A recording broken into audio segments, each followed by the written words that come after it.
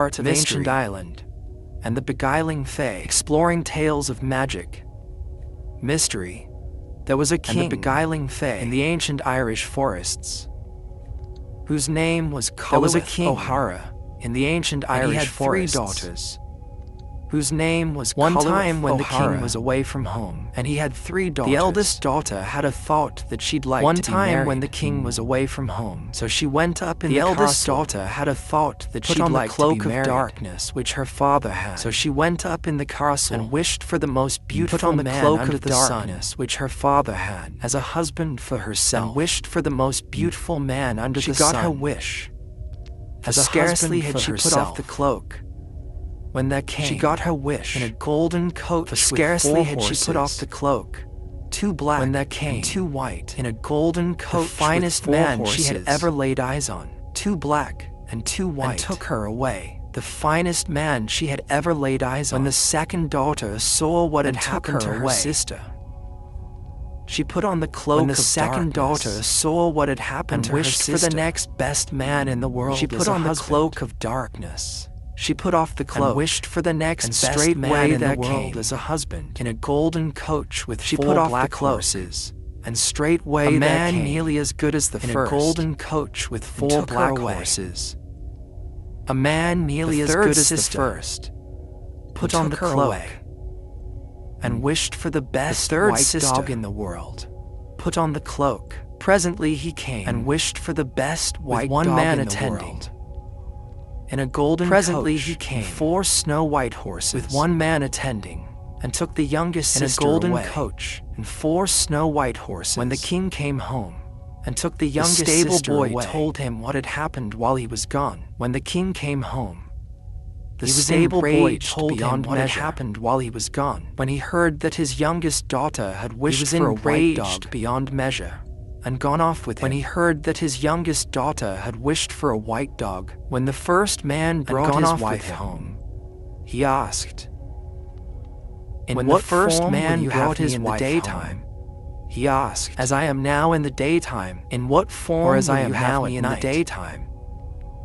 "As I am now in the daytime, or as I am now at night."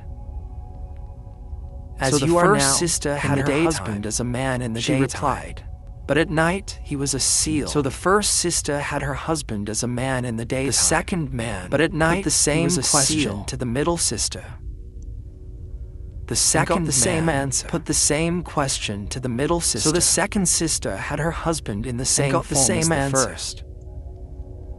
So the second sister had her husband in the same form as the first. He asked her, when the third sister came to where the white dog lived, he asked, "As I am now in the day, how will you have me to be in the daytime?" "As you are now in the day, or as I am now at night." To his surprise, "As you are now in the day." So the youngest sister's husband, she said, was a dog in the daytime, but the most beautiful of men at night. After a time, the third sister behind tonight, as we venture into the heart of Ancient Island, when her husband was going out to hunt, exploring tales of magic, he warned her that if anything should happen, and the beguiling fae, not to shed a tear on that account. There was a king, while he was gone, in the ancient Irish forests, that used to haunt the place, whose name was O'Hara, came and carried the child away when it was a week old. One time, remembering when the king was away from home, she shed the eldest daughter had a thought that she'd like to be married. All went on as before, till another son was born. The husband used to go hunting every day. And again he said she must not shed a tear if anything happened. When the child was a week old, a great gray crow came and bore him away. But the mother did not cry or drop a tear. All went well till a daughter was born. When she was a week old, the crow came and swept her away. This time, the mother dropped one tear on a handkerchief, which she took out of her pocket and then put back again. When the husband came home from hunting, and heard what the crow had done, he asked the wife, "Have you shed tears this time?" "I have shed just one," said she. Then he was very angry, for he knew what harm she had done by dropping that one tear. Soon after, their father invited the 3 sisters to visit him and be present at a great feast in their honor. They sent messages, each from her own place, that they would come. The king was very glad at the prospect of seeing his children, but the queen was grieved and thought it a great disgrace that her youngest daughter had no one to come home with her but a white dog. The white dog was worried that the king wouldn't leave him inside with the company, but would drive him from the castle to the yard, and that the dogs outside wouldn't leave a patch of skin on his back and would tear the life out of him. The youngest daughter comforted him. "There is no danger to you," she whispered, "for wherever I am, you'll be. And wherever you go, I'll follow and take care of you." When all was ready for the feast at the castle, and the company were assembled, the king attempted to banish the white dog. But the youngest daughter would not listen to her father, would not let the white dog out of her sight, but kept him near her at the feast, and divided with him the food that came to herself. When the feast was over, and all the guests had gone, the 3 sisters went to their own rooms in the castle. Late in the evening, the queen took the cook with her and stole in to see what was in her daughter's rooms. They were all asleep at the time, and she saw, by the side of her youngest daughter, the most beautiful man she had ever laid eyes on. Then she went to where the other 2 daughters were sleeping, and there, instead of the 2 men who brought them to the feast, were 2 seals, fast asleep and loudly snoring. The queen was greatly troubled at the sight of the seals. When she and the cook were returning, they came upon the shed skin of the white dog. She caught it up as she went and threw it into the kitchen fire. The skin was not 5 minutes in the fire when it gave a crack that woke not only all in the castle, but all in the country for miles around. The husband of the youngest daughter sprang up. He was very angry and very sorry, and said, "If I had been able to spend 3 nights with you under your father's roof, I should have got back my own form again for good, and could have been a man both in the day and the night. But now I must go." He rose from the bed, ran out of the castle, and away he went, as fast as ever his 2 legs could carry him. He was this way all that night and the next day. But he couldn't leave the wife, for she followed from the castle, was after him in the night and the day too, and never lost sight of him. In the afternoon he turned and told her to go back to her father, but she would not listen to him. At nightfall, they came to the first house they had seen since leaving the castle. He said, "Go inside and stay in this house till morning. I'll pass the night outside where I am." The wife went in, and the woman of the house rose up, gave her a pleasant welcome, and put a good supper before her. She was not long in the house when a little boy came to her knee and called her mother. The woman of the house told the child to go back to his place and not to come out again.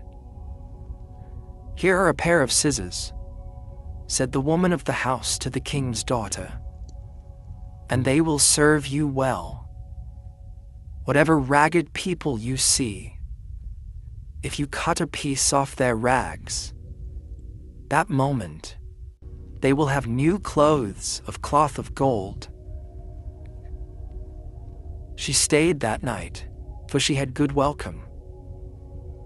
Next morning, when she went out, her husband said, "You'd better go home now to your father." "I'll not go to my father if I have to leave you," said she. So he went on, and she followed. It was that way all the day till night came. And at nightfall, they saw another house at the foot of a hill. And again, their husband stopped and said, "You go in. I'll sleep outside till morning." The woman of the house gave her a good welcome. After she had eaten and drunk, a little boy came out of another room, ran to her knee, and said, "Mother."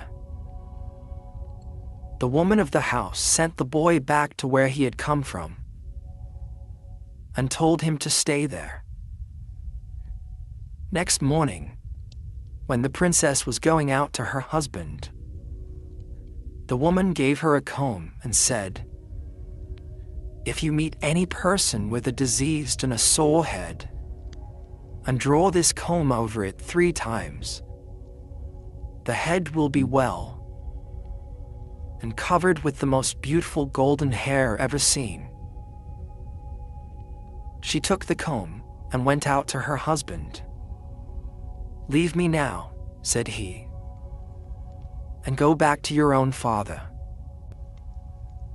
"I will not," said she, "but I will follow you while I have the power." So they went forward that day, as on the other 2.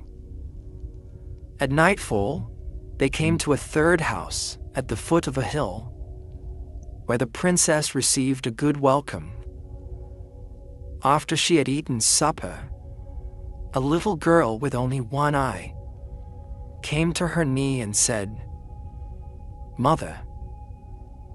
The princess began to cry at sight of the child, thinking that she herself was the cause that it had but one eye.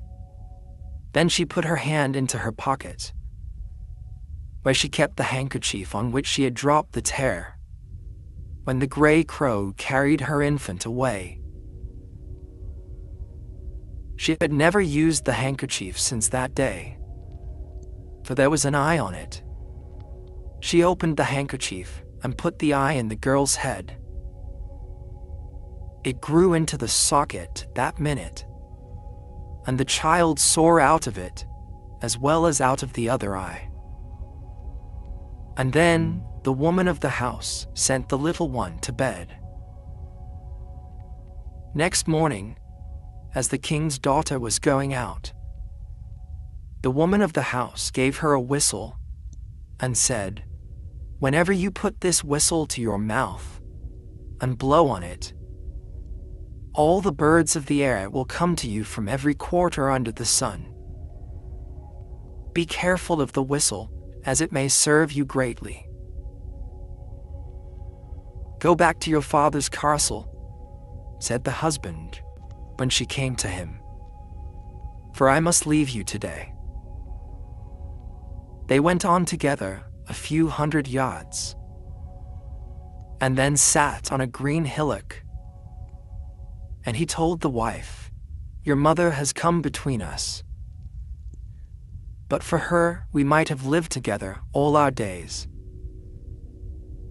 If I had been allowed to pass 3 nights with you in your father's house, I should have got back my form of a man, both in the daytime and the night. The Queen of Tirnanoga, the land of youth, enchanted and put on me a spell that unless I could spend 3 nights with a wife under her father's roof, I should bear the form of a white dog 1/2 of my time. But if the skin of the dog should be burned before the 3 nights were over, I must go down to her kingdom and marry the queen herself. And 'tis to her I am going today. I have no power to stay, and I must leave you. So farewell. You'll never see me again on the upper earth." He left her sitting on the mound, went a few steps forward to some bulrushes, pulled up one, and disappeared in the opening where the rush had been. She stopped there, sitting on the mound, lamenting till evening, not knowing what to do. At last she bethought herself, and going to the rushes, pulled up a stalk, went down, followed her husband, and never stopped till she came to the lower land. After a while she reached a small house near a splendid castle. She went into the house and asked, could she stay there till morning? "You can," said the woman of the house, "and welcome." Next day, the woman of the house was washing clothes, for that was how she made a living. The princess fell to and helped her with the work. In the course of that day, the Queen of Tirnanoga and the husband of the princess were married. Near the castle, and not far from the washerwoman's, lived a henwife with 2 ragged little daughters.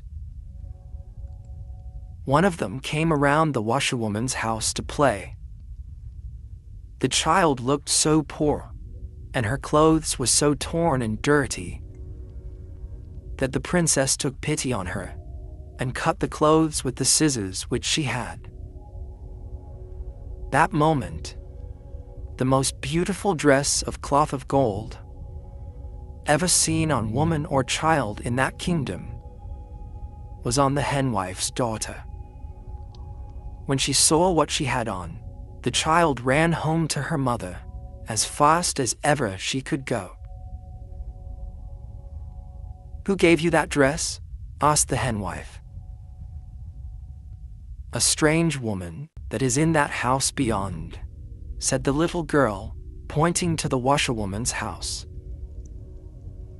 The henwife went straight to the Queen of Tirnanoga and said, "There is a strange woman in the place who will be likely to take your husband from you, unless you banish her away or do something to her.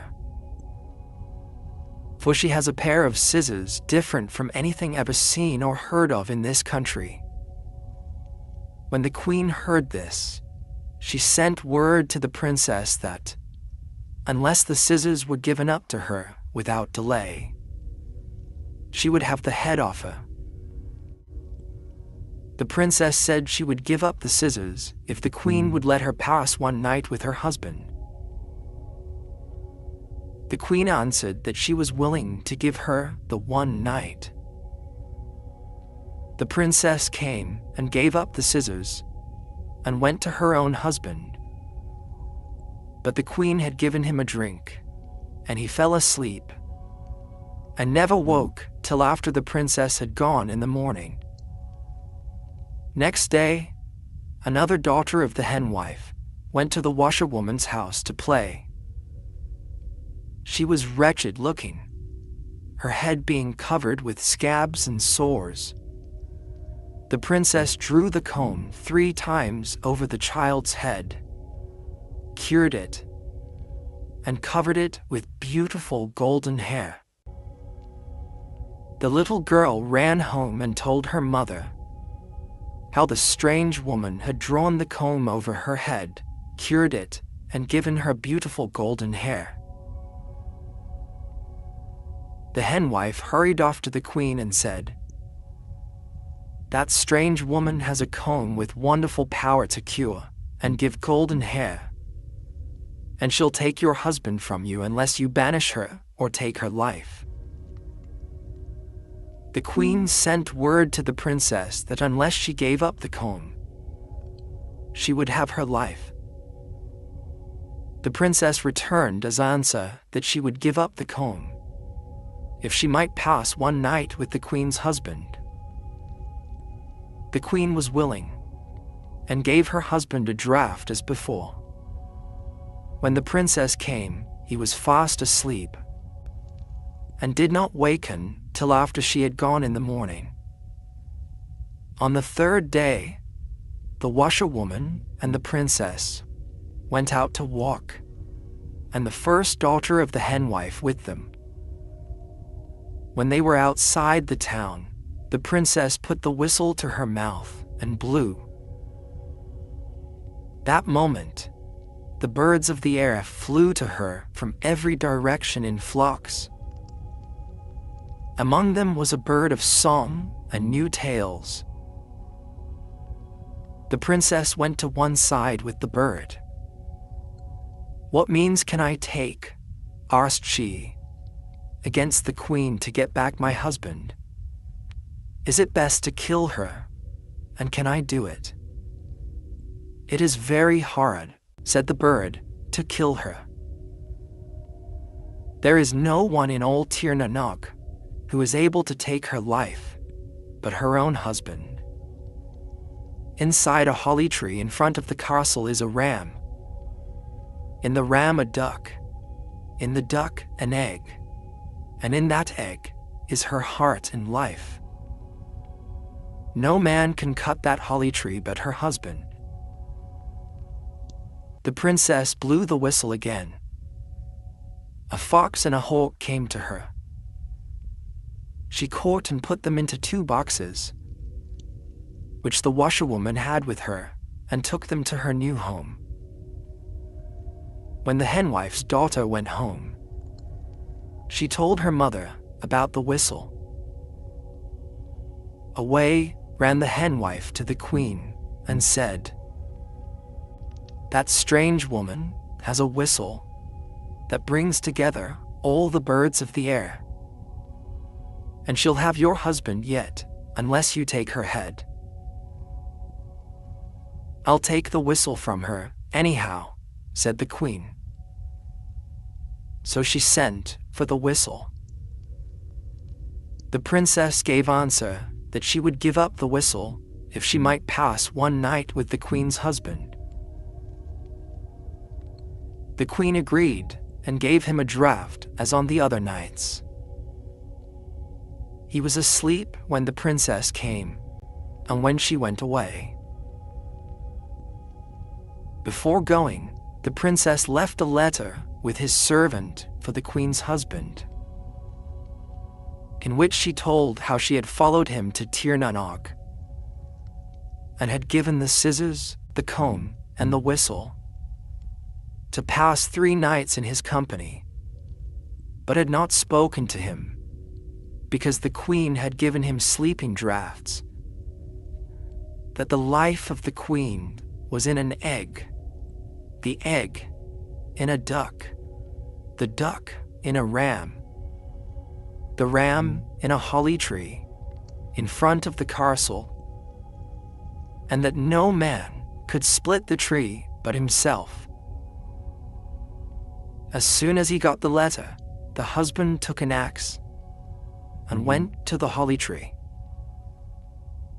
When he came to the tree, he found the princess there before him, having the 2 boxes with the fox and the hawk in them. He struck the tree a few blows. It split open, and out sprang the ram. He ran scarce 20 perches before the fox caught him. The fox tore him open, then the duck flew out. The duck had not flown 15 perches when the hawk caught and killed her, smashing the egg. That instant, the queen of Tir Nan Og died. The husband kissed and embraced his faithful wife. He gave a great feast, and when the feast was over, he burned the henwife with her house, built a palace for the washerwoman, and made his servant secretary. They never left Tir Nan Og, and are living there happily now. And so may we live here.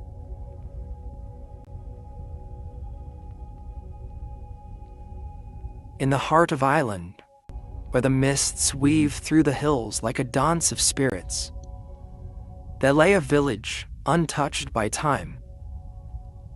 This village had a secret, a pact made long ago with the Fae, the mysterious and capricious beings of the other world, a realm parallel to our own, veiled in enchantment and shadow. This ancient pact decreed the promise that the Fae would protect the villagers from misfortune. In return, they were to abide by one rule: never to venture into the forbidden forest that lay at the edge of the village, shrouded in perpetual twilight after dusk. The agreement had held for generations, passed down through the ages like a sacred torch, its origins lost to the mists of time, and the villagers lived in harmony with the land and its unseen guardians. But as the years turned, the seeds of curiosity and the innate restlessness of human nature began to stir within the hearts of the villagers. Whispers of the wonders and dangers of the forbidden forest grew into tales of enchantment and temptation. The forest called to them, a siren song of the unknown, promising secrets and adventures beyond their wildest dreams.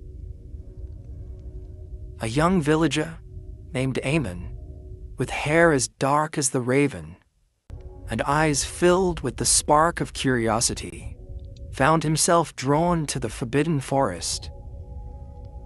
He had heard the tales of the Fae, of their beauty and their wrath, and something deep within him yearned to uncover the truth.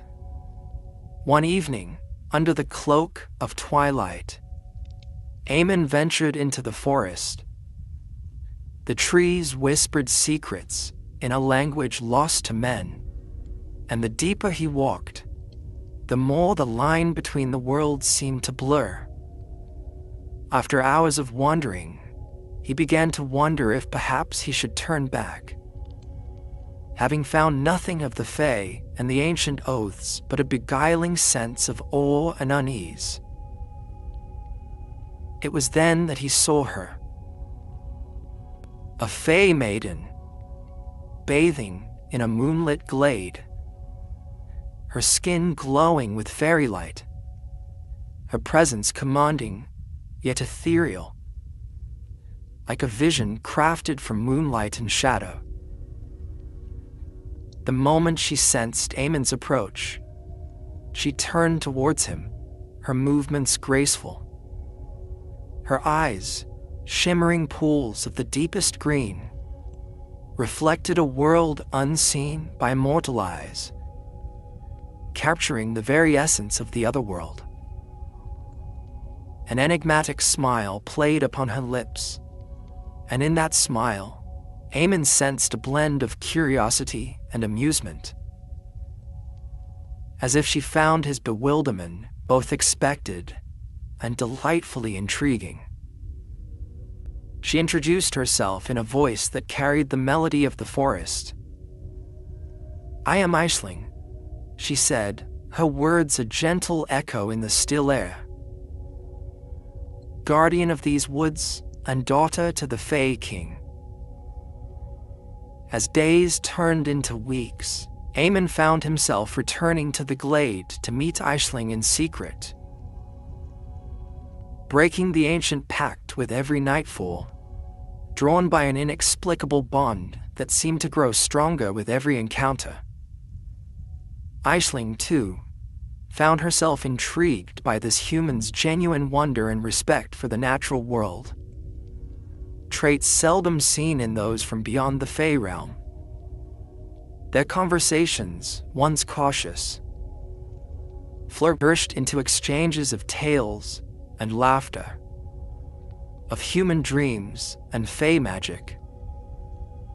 They shared stories under the moonlit sky, Aisling teaching Eamon about the ancient magics of the otherworld that wove through the fabric of the forest, of battles fought and alliances forged, of magic that could bend the very fabric of reality.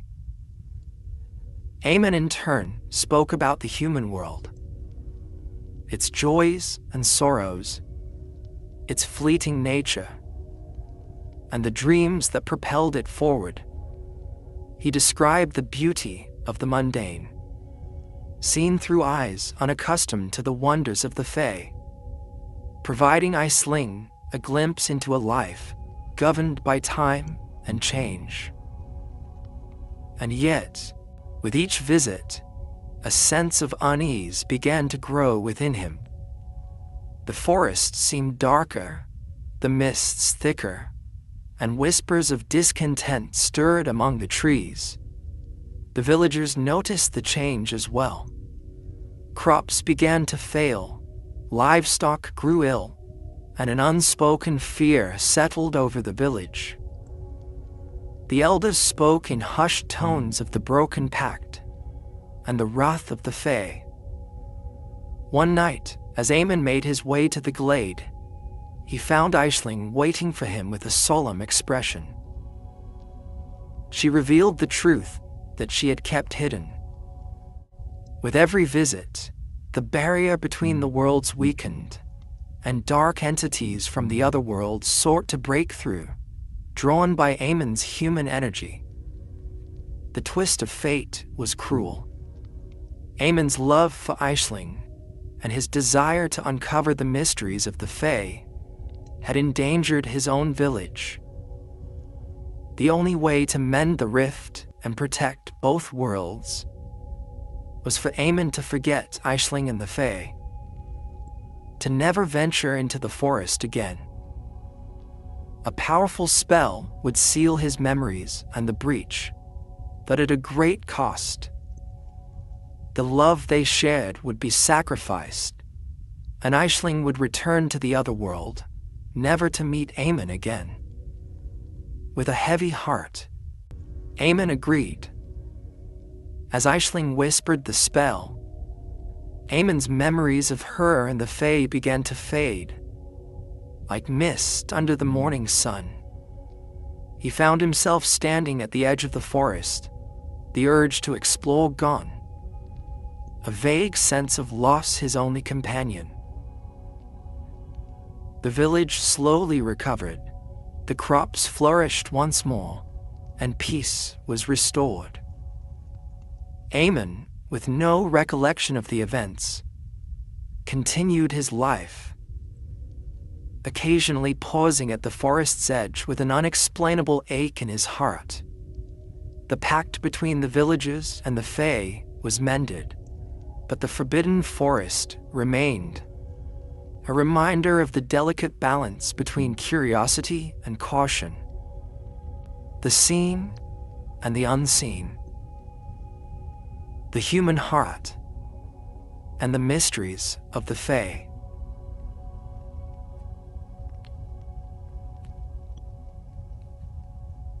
Long ago, in the lush green valleys of ancient Ireland, there reigned a mighty king named Lull. He was known far and wide for his wisdom, generosity, and fair rule. King Lear was blessed with a wife named Ioweb, whose beauty was renowned throughout the land. Together, they had 4 children: Fionnuala, Iod, Fiachra, and Con. Their laughter echoed through the halls of the royal palace, filling their parents' hearts with joy. But happiness, as fleeting as the morning mist, soon turned to sorrow. Tragedy struck when Oib, beloved wife and mother, fell gravely ill and passed away. King Lear was overcome with grief, and the kingdom mourned alongside him. In time, however, the king's advisors urged him to remarry, believing it would bring stability and happiness back to the realm. Reluctantly, King Lear agreed, hoping for a motherly figure to care for his motherless children. Aoife, a woman of great beauty, but with a heart tainted by envy and ambition, became the new queen. From the moment she entered the palace, a darkness seemed to settle upon its walls. Jealousy gnawed at her heart as she witnessed the love between King Lear and his children. A love that reminded her of what she herself lacked. As the days passed, Aoife's resentment grew, twisting her thoughts into dark and treacherous paths. Consumed by jealousy, she sought to rid herself of the king's children, seeing them as obstacles to her own ambitions. One fateful day, she took the children to a secluded lake, promising them a day of adventure and play. But her intentions were far from innocent. With whispered incantations and malevolent magic, she cast a powerful spell upon them, transforming them into swans of exquisite beauty. The children, bewildered and frightened, found themselves trapped in avian forms, their human bodies replaced by sleek feathers and graceful wings. Despite their newfound plight, they remained bound by their love for each other and their father. For 900 years, they glided upon the shimmering waters of Loch Daravarach, their wings catching the golden light of dawn and dusk. They faced storms and tempests, hunters and predators, yet their spirits remained unbroken. As the centuries passed, their longing for their father grew stronger, their hearts aching for the warmth of his embrace. Meanwhile, King Lear, unaware of their fate, searched the length and breadth of the kingdom for his lost children, his grief unyielding. That tale of sorrow and endurance spread throughout the land, carried by the whispered winds and murmuring streams. It became a story of love tested by adversity, of innocence betrayed by envy. Finally, after 9 centuries had passed, the swans heard whispers of a prophecy. A prophecy that spoke of a Christian monk whose blessing could break the spell that bound them. With renewed hope in their hearts, they set out across the vast expanse of the Sea of Moyle, guided by the distant shores of the Isle of Glora.